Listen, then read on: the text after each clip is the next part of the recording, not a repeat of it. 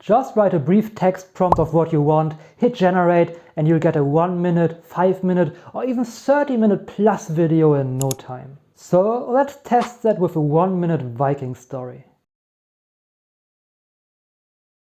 In the heart of the 9th century, in the rugged lands of Scandinavia, lived a Viking named Eric. Known for his fiery red hair and towering stature, Eric was no ordinary Viking. He was a legend among his people, a warrior who had never lost a battle. His strength wasn't his only weapon. Eric was also a master strategist, outsmarting his opponents with his cunning wit. One day, a rival clan challenged Eric and his people. The rival clan was notorious, feared for their brutal tactics and thirst for power. But Eric, he wasn't one to back down. He rallied his men, reminding them of their honor, their courage, their duty to protect their home. The battle that ensued was fierce, a clash of steel and wills. Eric, leading the charge, his red hair a beacon amidst the chaos. His strategy was flawless, his men fought with unmatched bravery, and at the end of the day, victory was theirs. Eric's legend grew, his name echoing across the fjords.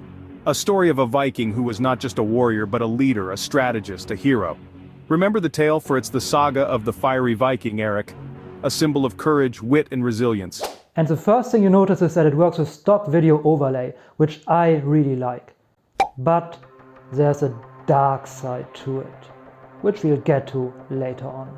But that video was pretty good, wasn't it? The overlay was fitting, the scene changes were at the right time, and the script was well written. On top of that, the AI voice also sounded pretty good. And if anything is not like you wanted, you can simply edit it. Right here. When the video is created, you can simply click on Edit.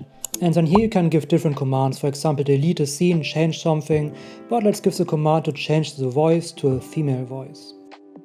9th century, in the rugged lands of Scandinavia. And it changed the voice. Now it sounds a bit cranky, but that's gone once you export it.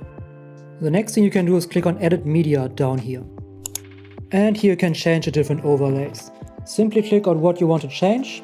And then down there you can search for a stock photo, so let's type in, for example, Viking with red hair. Right next to that you can also upload your own media. And then down here you see all the different options. Simply click on that and it changes the scene up there. And when we go back, the last thing you can do is edit script. When you click here you can change the different words. So for example, maybe you want a Viking named Sven instead of Eric. I know I'm very creative today. Or maybe you want not red hair but brown hair. Whatever it is, you can change the script up here. And in case you're wondering, if you get any of the paid plans, you can export the video without any watermarks. I personally think the potential with Invideo or apps like Invideo is insane. You always need to remember that we are just at the beginning and it will just keep getting better and better from here. It can definitely be an amazing help with content creation, but like I said, there's a dark side to it. Ever wondered why that like button matters? Each like helps creators out big time, also showing creators what content you want more of. So make your mark, hit like, and shape the YouTube you love. Okay.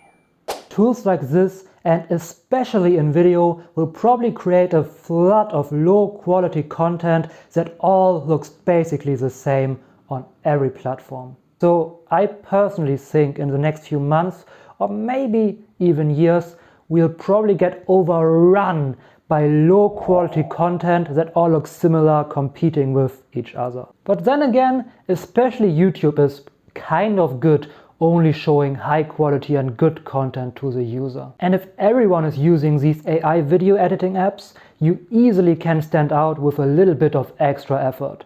So maybe the dark side is not that dark after all. We'll see.